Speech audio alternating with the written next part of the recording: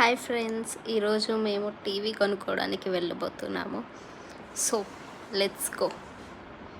ఇలా స్టార్ట్ అయ్యామన్నమాట. TV and washing machine రెండు తీసుకోవాలని వెళ్తున్నాము మేము. సో ఇంకా ఈవినింగ్ ఈ టైంకి స్టార్ట్ అయ్యి అలా బయలుదేరి చిన్నగా వెళ్తున్నాము. సో ఎవరైనా టీవీ కానీ వాషింగ్ మెషిన్ కానీ కొనుక్కోవాలనుకుంటే ఈ వీడియో లాస్ట్ వరకు చూడండి.